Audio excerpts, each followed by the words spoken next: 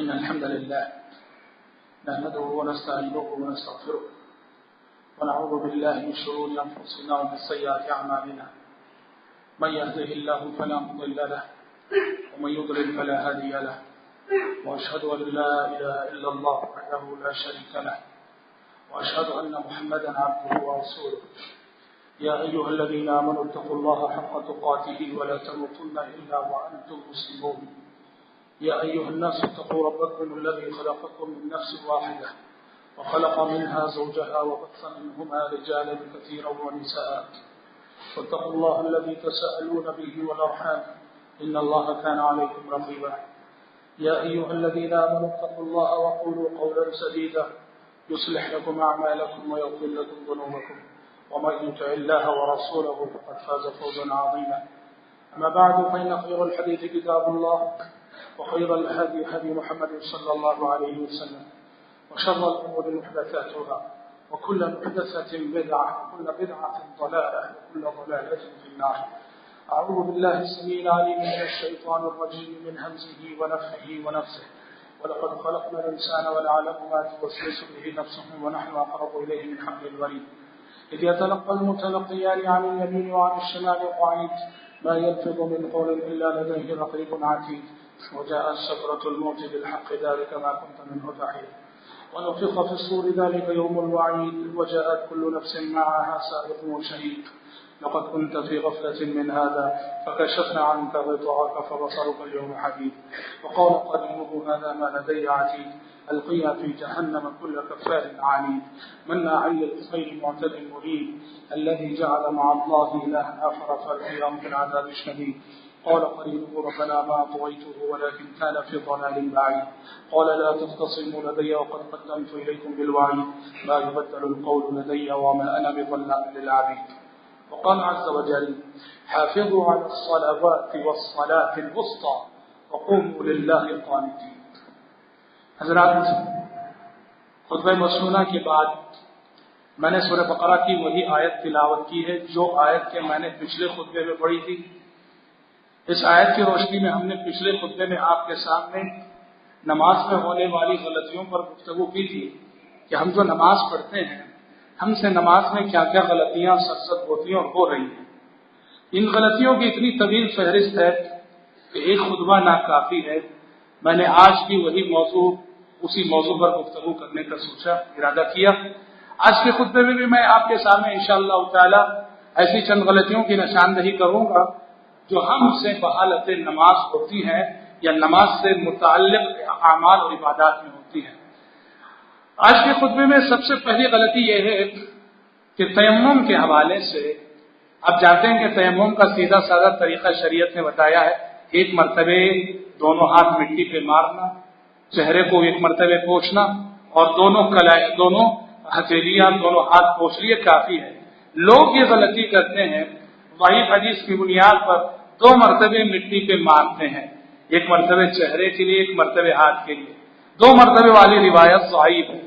دوسری غلطی جو عام طور پہ دیکھنے میں آتی ہوئی ہے، تیمم کرتے ہوئے بہت سارے لوگ پہلے ہاتھ پوچھتے ہیں اور اس کے بعد چہرہ پوچھتے ہیں، جبکہ قرآن مجید میں بھی اور آپ صلی اللہ علیہ وسلم کی جو عملی سنت ہے اس میں یہ پتا چلتا ہے کہ مٹی پہ ہاتھ مارنے کے بعد پہلے چہرے کو پوچھنا چاہیے، چہرے کے بعد دونوں ہاتھ مل لینا چاہیے. تو پہلے ہاتھ کو ملنا اور اس کے بعد چہرے کو ملنا جو ہم عام طور پہ دیکھتے ہیں، کیونکہ وضو میں پہلے ہاتھ دھویا جاتا ہے پھر چہرہ دھوتے ہیں. لوگ سمجھتے ہیں کہ تیمم میں بھی ترتیب وہی ہے، پہلے ہاتھ پہ تو پوچھتے ہیں اور اس کے بعد چہرہ پوچھتے ہیں. یہ خلاف سنت ہے. تیمم میں پہلے چہرہ اور بعد میں ہاتھ. فامسحوا بوجوہکم وایدیکم منہ. قرآن مجید نے بھی کہا کہ مٹی کو لے کر پہلے اپنے چہرے پہ پھیر لو اور پھر اپنے ہاتھ پہ پھیر لو. انہی غلطیوں میں سے ایک غلطی جو بعض مساجد میں اور خصوصاً آپ دیکھیں گے بدعتی حضرات کی مساجد میں نظر آتی ہے، پہلے نبی نے احادیث میں تصویب سے منع کیا، اور تصویب کا مطلب ہوتا ہے اعلان کے بعد اعلان کرنا. اذان ہو گئی، اذان کے بعد کوئی دوسرا اعلان نہیں ہونا نماز کے لیے، منع کیا. جبکہ آپ دیکھیں گے بعض مساجد میں جب جماعت کے لیے 5 منٹ باقی رہتے ہیں مؤذن مائک آن کرتا اور مائک آن کر کے کہتے ہیں الصلاۃ الصلاۃ. بدعت ہے. ابن عمر رضی اللہ عنہ ایک مسجد میں تھے، آخری عمر تھی، بینائی چلی گئی تھی، تو ایسے ہی کسی نے اعلان کیا، تصویر کیا، ابن عمر کو اتنا غصہ ہے کہ چلو اس مسجد سے ہمیں لے کے نکلو، وہاں سے نکل گئے۔ ابن عمر رضی اللہ عنہما نے وہاں نماز نہیں پڑھی، کوئی اب بدعات پر انکار کرنے کو ان کا یہ اسلوب تھا۔ تو پتا چلا کہ اذان کے بعد مائک آن کر کے پھر سے نماز کے لیے بلانا، پھر سے نماز کا اعلان کرنا، یہ خلاف سنت ہے اور یہ عمل جو ہے بدعت ہے۔ حضرات انہیں غلطیوں میں سے جو غلطیاں ہو رہی ہیں آج کل، ایک ہے کہ مسجد میں بدبو کے ساتھ حاضر ہونا، منہ کی بدبو کے ساتھ حاضر ہونا۔ پیارے نبی نے اتنا احتیاط کرنے کی تعلیم دی ہے۔ پیاز اور لہسن جو کہ حلال چیزیں ہیں لیکن اس میں ایک طرح کی بو ہوتی ہے، پیارے نبی نے مسجد میں کچی پیاز اور کچی لہسن کی بدبو برداشت نہ کی۔ چاہے جائے کہ مسجد میں بیڑی سگریٹ کی بدبو برداشت کی جائے، چاہے جائے کہ مسجد میں گٹکے کی جو ہے بدبو برداشت کی جائے، ہرگز ایسا نہیں ہونا چاہیے۔ سب سے پہلے تو بیڑی سگریٹ پینا ہی منع ہے، اور بیڑی سگریٹ پی کے اس بدبو کے ساتھ مسجد میں حاضری دینا یہ اور زیادہ منع ہے۔ اور یاد رہے فجر کی نماز میں آتے ہوئے عموماً مسواک کر کے آنا چاہیے، منہ صاف کر کے آنا چاہیے۔ انسان سویا رہتا ہے، سونے کی وجہ سے اس کے منہ میں بدبو زیادہ رہتی ہے، اور منہ صاف کر کے آنا چاہیے، ورنہ پیارے نبی فرماتے ہیں اس سے انسانوں کو بھی تکلیف ہوگی، اور انسانوں کے ساتھ ساتھ اللہ کے جو ملائکہ، جو فرشتے مسجد میں حاضر رہتے ہیں ان کو بھی تکلیف ہوگی۔ ان الملائکۃ تتأذى مما يتأذى منه الانس، جن باتوں سے انسانوں کو تکلیف ہوتی ہے انہی باتوں سے فرشتوں کو بھی تکلیف ہوتی ہے۔ تو لہذا اس بات کا خاص اہتمام ہونا چاہیے۔ اور بعض اوقات غیر شعوری طور پر یہ ہوتا ہے کہ مسجدوں میں جب دعوت ہوتی ہے سحری کی، افطار کی، فلاں کی، تو بسا اوقات ایسا ہوتا ہے مسجد میں بیٹھ کے لوگ کچی پیاز کھاتے ہیں، مسجد میں بیٹھ کر لوگ کچی پیاز کھاتے ہیں، کسی کا ذہن نہیں جاتا۔ باہر سے کھا کے آنا منع ہے اور مسجد میں بیٹھ کے کھانا جائز ہو جائے گا کیا؟ ہرگز نہیں۔ تو لہذا یاد رہے مسجد کو آتے ہوئے خوشبو کے ساتھ آنا چاہیے۔ پیارے نبی کا حکم تھا کہ امر رسول اللہ صلی اللہ علیہ وسلم ببناء المساجد فی الطور وان تطیب وتنظف، آپ کا حکم تھا کہ ہر محلے میں مسجد بنے اور ہر بننے والی مسجد صاف رکھی جائے، مسجد میں خوشبو کا استعمال ہو۔ تو لہذا مسجد میں بدبو کے ساتھ آنے سے پرہیز کریں۔ اسی طرح میرے بھائیوں جو غلطیاں ہو رہی ہیں اس میں سے یہ ہے، دیکھو نماز میں ستر لباس اور بدن ڈھانکنا شرط ہے، نماز میں بدن ڈھانکنا شرط ہے، خصوصاً ناک کا جو حصہ ہے، ناک کے حصے سے جو ہے گھٹنوں تک کا علاقہ، پھر حدیثوں میں ہے دونوں کندھے بھی جو کھلے نہیں رہنا چاہیے، کچھ نہ کچھ رہنا چاہیے۔ لوگ کپڑے پہن کے آتے ہیں ٹھیک، لیکن آج کل یہ جو مغربی تہذیب نے جو لباس ایجاد کیے اس میں بعض لباس اتنے ٹائٹ ہوتے ہیں، کہنے کو ہم نے لباس پہن رکھا ہے، کہنے کو ہم نے شرٹ پہن رکھا ہے، کہنے کو ہم نے پینٹ پہن رکھی ہے، لیکن اتنا ٹائٹ ہے لباس کہ سر سے پیر تک جسم کا سارا نقشہ ظاہر ہے۔ خصوصاً بعض جینس پینٹ ایسی آئی ہیں کہ انسان کے لیے سجدے میں جانا مشکل ہے، اور سجدے کے بعد خصوصاً قاعدے میں بیٹھنا، تشہد میں بیٹھنا تو انتہائی مشکل ہے، اطمینان سے انسان بیٹھ ہی نہیں سکتا ہے۔ یاد رکھو ایسا لباس جس لباس سے نماز کے ارکان کی ادائیگی میں خلل آئے، جس لباس سے ٹھیک سے سجدہ نہ ہونے پائے، جس لباس سے ٹھیک سے ہم تشہد میں بیٹھنے نہ پائے، ایسا لباس قطعاً ناجائز ہوگا۔ پرہیز کرے، نماز کو شائستہ لباس کے ساتھ آئے، سنجیدہ لباس کے ساتھ آئے۔ مغربی تہذیب ایسا لباس، انگریزوں کا لباس یا کوئی فلمی ہیرو کا پہنا ہوا لباس پہن کے ہم مسجد میں آ جائیں، اللہ کے گھر میں ایسی گستاخیاں نہیں ہونی چاہیے۔ لہذا ٹائٹ لباس نہ پہنے، کھلا لباس پہن کر آئے جس سے واقعی جو ہے صدر پوشی ہو سکتی ہو اور جس کو واقعی سنجیدہ لباس کہا جا سکے۔ اسی طرح میرے بھائی نماز میں جو غلطیاں ہوتی ہیں، حدیث میں اس بات کی تعلیم ہے، آپ صلی اللہ علیہ وسلم نے حالت نماز تشبیک سے منع کیا۔ تشبیک کسے کہتے ہیں؟ ایک ہاتھ کی انگلیاں دوسرے ہاتھ میں ڈالنا، سمجھ رہے؟ اس طرح سے پیارے نبی نے ممبر پہ کھڑے ہو کے مسجد نبوی میں تشبیک کیا ہے۔ کس لیے کیا؟ وہاں ایک مصلحت کی مقصد تھا، آپ نے ایک مفہوم کو سمجھانا چاہا، المؤمن للمؤمن کالبنیان یشد بعضه بعضا۔ آپ نے حدیث جب بیان کی، مومن کے لیے جو ہے ایک مضبوط عمارت کی طرح سے جس کی ہر اینٹ دوسری کو تھامے رہتی ہے، وہ بتانے کے لیے آپ نے تشبیہ کیا۔ ایک امام کے لیے، ایک وائس کے لیے، ایک مدرس کے لیے کسی چیز کو سمجھانے کے لیے کرنا جائز ہے. عام طور پہ نماز کو آنے والے کے لیے تشبیہ کرنا یعنی ایک ہاتھ کی انگلیاں دوسری ہاتھ میں ڈالنا ناجائز ہے. مسجد میں آنے کے بعد تو ناجائز ہے ہی. حدیثوں میں پتہ چلتا ہے کہ آپ گھر سے جب نکلے مسجد کے لیے نکلے تو راستے میں بھی تشبیہ کرنا منع ہے. ایک ہاتھ کی انگلیاں دوسری ہاتھ کی انگلی میں ڈالنا منع ہے. لہٰذا تشبیہ نہیں کرنا چاہیے. ہم عام طور پہ دیکھتے ہیں بسا اوقات لوگ مسجد میں جو ہے اس طرح سے انگلیاں ڈال کر اپنے گھٹنے کو پکڑے آرام سے بیٹھتے ہیں. یہ منع ہے. اس سے انسان کے اندر سستی اور کاہلی پیدا ہوتی ہے اور خلاف سنت ہے یہ عمل. حضرات نماز میں ہونے والی انہی غلطیوں میں سے ایک غلطی یہ بھی ہے کہ ہم دیر سے پہنچے، امام رکوع میں ہے، امام سجدے میں. کرنا کیا ہے؟ سیدھے تکبیر تحریمہ کہنا ہے، اللہ اکبر. ایک تکبیر تحریمہ، کیونکہ نماز شروع ہوتی ہے تکبیر تحریمہ. پھر تکبیر تحریمہ کے بعد تکبیرۃ الانتقال. ہم جو کھڑے ہیں وہ رکوع میں ہے، جو رکوع میں جانے کے لیے سجدے میں تو سجدے میں جانے میں دوسری تکبیر ہے. ہم دیکھتے ہیں کہ بعض احباب امام سجدے میں آتے ہیں، تکبیر تحریمہ کہتے ہیں اور ہاتھ باندھ کے کچھ پڑھتے ہوئے کھڑے ہو جاتے ہیں. وہ لگتا ہے ثنا پڑھتے ہوں گے، سبحان اللہ وغیرہ. ناجائز ہے، درست نہیں ہے. حدیثوں میں حکم ہے امام کو جس حالت میں پاتے ہو سیدھے آؤ اور اللہ اکبر کہہ کے اس حالت میں چلے جاؤ. امام سجدے میں اور ہم کھڑے ہو کے کچھ پڑھ رہے ہیں، یہ درست نہیں ہے. ایسا نہیں کرنا چاہیے. کچھ غلطیاں ہیں جن کا تعلق رفع الیدین سے. عام طور پہ تکبیر تحریمہ کا جب کہتے ہیں، تکبیر تحریمہ کے رفع الیدین میں تو کسی کا اختلاف نہیں، سب رفع الیدین کرتے ہیں. آپ دیکھیں گے بہت سارے لوگ غلطی کرتے ہیں کہ تکبیر تحریمہ کے وقت رفع الیدین کرتے ہوئے کان کو چھوتے ہیں، کان کی لولکی کو چھوتے ہیں. کان کی لولکی کو چھونا یہ جو ہے حدیثوں سے ثابت نہیں، حدیثوں سے ثابت نہیں. تو لہٰذا رفع الیدین کرتے ہوئے کان کو چھونا مشروط نہیں ہے اور ثابت بھی نہیں ہے. دوسری غلطی یہ ہے کہ ہم جو رکوع کو جاتے ہیں، رکوع سے اٹھتے ہوئے یا دوسری رکعت سے تیسری رکعت کو کھڑتے رفع الیدین کرتے ہیں تو بعض احباب ٹھیک سے ہاتھ نہیں اٹھاتے، بس ایسے ایسے. اتنا ہی غلط ہے. اس کو رفع الیدین نہیں کہتے. رفع الیدین حدیث میں کہ باقاعدہ کندھوں تک اٹھانا چاہیے، اپنے ہاتھ کندھوں تک اٹھنے چاہیے پوری طرح سے، یہاں تک کہ انگلیاں کانوں کے برابر ہو اور یہ ہاتھ کی ہتھیلیاں کندھوں کے برابر ہو. صرف تھوڑا سا یوں کر دینا اس کو رفع الیدین نہیں کہتے. یہ سستی ہے، یہ کاہلی ہے، یہ غفلت ہے. رفع الیدین اچھی طرح کرنا چاہیے. اسی طرح سے رفع الیدین سے جڑی ہوئی ایک غلطی یہ بھی ہے، رکوع کے بعد جب رفع الیدین کرتے ہیں اس رفع الیدین کے بعد ارسال الیدین نہ کرنا. رکوع کے بعد رفع الیدین کر کے سجدے میں جانے تک ایسے ہی اور ہاتھ اٹھائے کھڑے رہنا.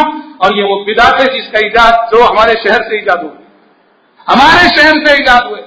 پچھلی گزری ہوئی تاریخ میں کسی نے نہیں کیا یہ عمل، محدثین میں سے کسی نے نہیں کیا یہ عمل اور کہیں ہم نے نہیں دیکھا. یہ عمل ہم نے دیکھا تھا، ہمارے شہر میں دیکھا. رکوع کے بعد سجدے میں جانے تک کیوں کھڑے ہو جائے؟ غلط ہے. رفع الیدین کرنے کے بعد ہاتھ چھوڑنا چاہیے، ارسال الیدین کرنا چاہیے. یہ جو ہے آزاد خیالی کا نتیجہ ہے اور یہ بھی جو ایک طرح سے بدعت ہے. رفع الیدین سے متعلق جو غلط اعمال ہم سے ہو رہے ہیں اس میں سے ایک شکل یہ بھی ہے، اس سے بھی پرہیز کرنا چاہیے. حدیث میں پیارے نبی صلی اللہ علیہ وسلم نے نماز میں اس غلطی سے بھی منع کیا کہ ہم نماز پڑھ رہے ہیں اور دوران نماز ہماری نگاہ آسمان کی جانب اٹھے، دوران نماز آسمان کی جانب اٹھے.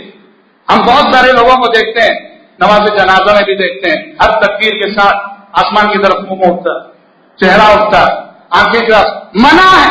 اور اتنا سخت آپ صلی اللہ علیہ وسلم نے اتنی سختی اپنائی. آپ نے کہا کہ کرنا چاہیے اس شخص کو جو نماز کی حالت میں اوپر کی طرف دیکھتا ہے، آسمان کی طرف دیکھتا ہے، ڈرنا چاہیے کہ کہیں اس کی نگاہ اچک نہ لی جائے، کہیں اس کی بینائی چھین لی نہ جائے. ڈرنا چاہیے، بڑی سخت تنبیہ ہے. تو لہذا نماز کی حالت میں چہرہ اوپر نہیں اٹھانا چاہیے اور آسمان کی جانب نہیں دیکھنا چاہیے. اور اسی طرح سے حضرات نماز میں ہونے والی غلطیوں میں سے ایک غلطی جو ہر جگہ عام ہے یہ ہے کہ جب ہم نماز پڑھ رہے ہوتے ہیں، نمازی کے سامنے نقش و نگاہ، وہ چاہے جانماز کی شکل میں یا جو میٹ مسجد میں بچھا ہے یا جو حصیریں مسجد میں بچھی ہیں یا مسجد کا جو فرش ہے جو سنگ مرمر سے بنا ہے، سیدھا سادہ ہونا چاہیے. یہاں نقش و نگار نہیں ہونے چاہیے، یہاں گل بوٹے نہیں ہونے چاہیے، یہاں بوٹ وغیرہ وغیرہ سب نہیں ہونے چاہیے. سمجھ رہے ہیں کیا ہوتا ہے؟ اس سے نمازی کی پوری توجہ نماز میں اس نقش و نگار کی طرف چلی جاتی ہے. وہ کھڑے ہو کے گنتا ہے کہ کتنے پتے ہیں اس کے اندر، وہ کھڑے ہو کے سب کچھ دیکھ رہا ہوتا ہے. سمجھ رہے ہیں؟ منع ہے انسان کے خشوع اور خضوع کو شکار کرنے والا کوئی بھی منظر جو نماز میں انسان کے سامنے اور رکھنا منع ہے. پیارے نبی نے نماز پڑھی، پیارے نبی نے نماز پڑھی اور آپ کے سامنے ام المومنین عائشہ صدیقہ رضی اللہ عنہا کا ایک پردہ لٹکا ہوا. اس پردے میں خوبصورت نقش و نگار تھے، رنگین نقش و نگار تھے. نماز پڑھنے کے بعد آپ نے ام المومنین عائشہ صدیقہ رضی اللہ عنہا سے کہا امیتی عنا فی رحمتی ھذا، عائشہ یہ ہٹا دو، یہ ہٹا دو میری نظروں کے سامنے سے، اس لیے کہ اس کے جو نقش و نگار ہیں پوری میری نماز میں خلل ڈالتے رہے، نماز میں پوری توجہ اس کی طرف جاتی رہی. تو میرے بھائی غلط ہے، اور اس سے بڑی غلطی ہے جانماز ہو اور اس کے اوپر گنبد خضرا. گنبد خضرا یعنی پیارے نبی صلی اللہ علیہ وسلم کے خبر مبارک پہ جو گنبد ہے، جانماز پہ وہ گنبد بنا رہے. بہت سارے پڑھنے والے اس تصور سے پڑھتے ہیں سجدہ کر رہے ہیں گنبد خضرا کے لیے کر رہے، نعوذ باللہ، پیارے نبی کی قبر کے لیے کر رہے، نعوذ باللہ. منع ہے ایسے قالین. آپ دیکھیں گے ایسے رنگین قالینوں کی بات کی جائے تو ہم ہندوستان کی مسجدوں کی بات نہیں کرتے، وہ تو حرمین میں بھی ہے، حرمین میں بھی ہے، جہاں بھی ہو. اہل علم نے کہا غلطی ہے، چاہے وہ جہاں بھی پائی جائے. نقش و نگار اس طرح سے رنگین کلر وغیرہ سب سے نمازی کے سامنے بالکل نہیں ہونا چاہیے. سادہ جو ہے حسیر ہونی چاہیے، سادہ قالین ہونی چاہیے، سادہ جانماز ہونا چاہیے جس میں گل بوٹے نقش و نگار جیسی کوئی چیزیں نہ ہو. اس سے انسان کی نماز کا خشوع خضوع متاثر ہوتا ہے. اسی طرح میرے بھائی حالت نماز جو غلطیاں ہوتی ہیں ان میں سے ایک ہے بیجا حرکت کرنا. نماز میں دیکھو ادب کے ساتھ کھڑے ہونا، خاموشی کے ساتھ کھڑے ہونا. وقوموا للہ قانتین، اللہ کے لیے ادب کے ساتھ کھڑے ہو جاؤ. تو لہذا قوموا للہ قانتین کا تقاضا ہے کہ نماز میں حرکت نہیں ہونی چاہیے. بار بار کھجا رہے ہیں، ادھر کھجا رہے ہیں، ادھر کھجا رہے ہیں، کبھی ٹوپی درست کر رہے ہیں، کبھی بال درست کر رہے ہیں، کبھی اپنی داڑھی میں انگلیاں ڈال رہے ہیں. منع ہے یہ سب حرکتیں، نماز کے منافی ہیں.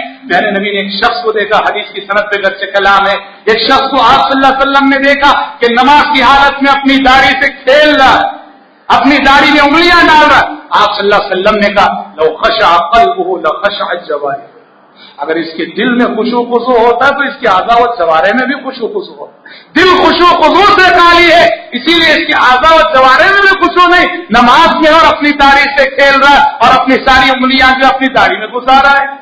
منع ہے، نماز میں بیجا حرکت نہیں کرنا چاہیے، ادب کے ساتھ اور خاموشی کے ساتھ کھڑے رہنا چاہیے. اسی طرح میرے بھائی بحالت نماز جن غلطیوں سے منع کیا گیا ہے، اور جو غلطی کبھی کبھار شاید مسجد میں تو نہیں ہوتی ہوگی، جب ہم باہر نماز پڑھتے ہیں کبھی میدانوں میں ادھر ادھر، وہاں یہ غلطی ہوتی ہے کہ فرض کرو کہ ہمارے منہ میں لعاب آ گیا، تھوک آ گیا، سامنے تھوک دیتے ہیں قبلے کی سمت. ہم نماز پڑھ رہے سامنے تھوک دیتے ہیں، سختی کے ساتھ منع کیا آپ صلی اللہ علیہ وسلم. اور قبلے کی سمت تھوکنے کی اگر بات ہے کہ نماز میں تو منع ہے ہی، ابن حبان کی ایک روایت سے پتہ چلتا ہے عام حالات میں بھی ہم راستے سے گزر رہے ہیں تھوکنا ہے، قبلے کی سمت تھوکنا منع ہے. احترام قبلہ کا تقاضا ہے کہ قبلے کی سمت نہ تھوکا جائے. نماز میں تو اتنی سختی سے منع. ابو داؤد کی حدیث ہے پیارے نبی صلی اللہ علیہ وسلم نے دیکھا ایک جگہ جماعت کے ساتھ نماز ہو رہی، پیارے نبی کے زمانے میں ہوا، جو امام صاحب تھے نماز پڑھاتے پڑھاتے سامنے تھوک دیا قبلے کے ساتھ.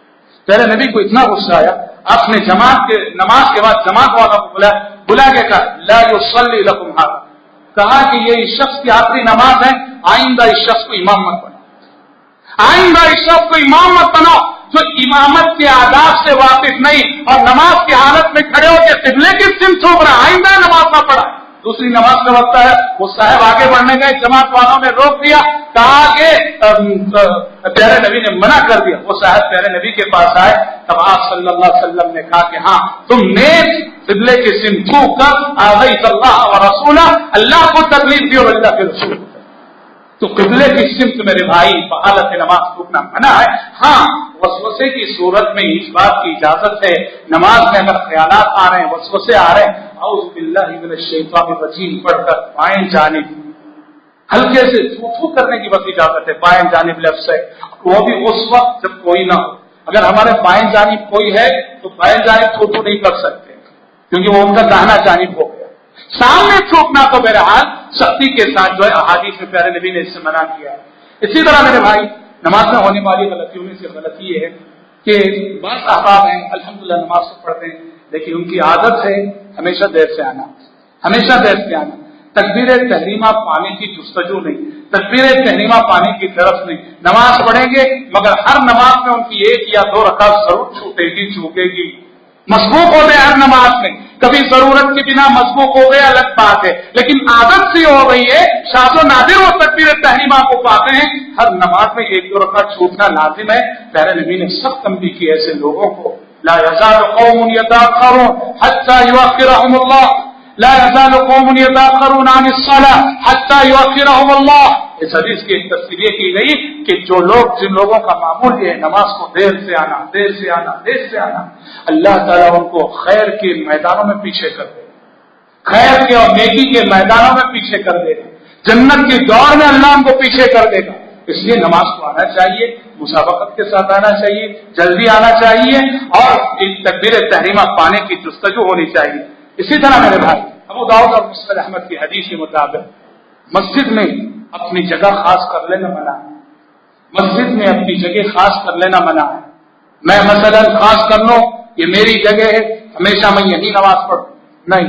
اگر مجھ سے پہلے کوئی آتا ہے وہ اس جگہ کھڑے ہو جاتا ہے, وہ اس کا حق ہے. میں اس سے لڑ نہیں سکتا, میں اس سے الجھ نہیں سکتا.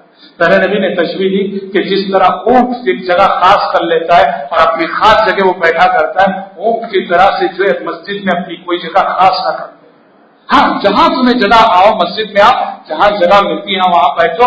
یہ کہ میں یہیں بیٹھوں گا اور یہ جگہ میرا حق ہے اور اس جگہ کوئی دوسرا نہ بیٹھے, منع ہے. اللہ کا گھر سب کا ہے, سب کا ہے. یہاں اگر فقیر بھی جلدی آتا ہے پہلی صف میں جگہ پائے گا, بادشاہ بھی اگر دیر سے آتا ہے تو آخری صف میں جگہ پائے گا.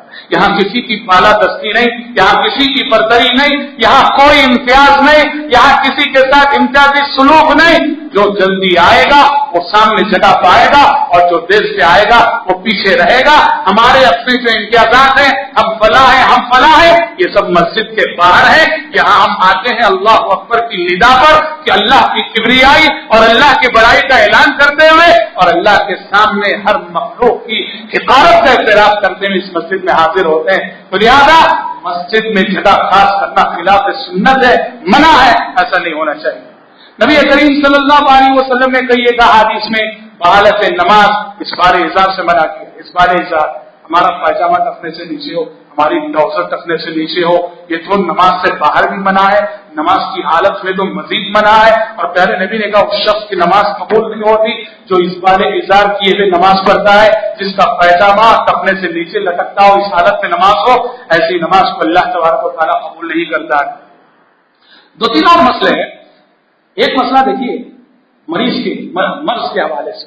ہم نے دیکھا ہے انسان جب بیمار ہو جاتا ہے, خصوصاً ایسی بیماری ہسپتال میں ایڈمٹ ہونا پڑے یا گھر میں بستر پہ فریش ہو جائے, علاج چل رہا, حالت مرض میں نمازیں ہی نہیں ہوتی. سمجھتے ہیں کہ جو ہے بیمار ہے, ہوش رہے.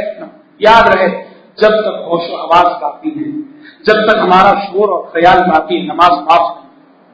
شریعت نے اجازت دی ہے, کھڑ کر نہیں پڑھ سکتے, بیٹھ کے ہو, بیٹھ کر پڑھنے کی سنت نہیں, لیٹے لیٹے اشاروں سے پڑھو. نماز سے کوئی چھٹکارا نہیں. عام طور پر لوگ یہ عذر پیش کرتے ہیں باقی نہیں رہتے. باقی نہیں رہنے کا کوئی سوال ہی نہیں.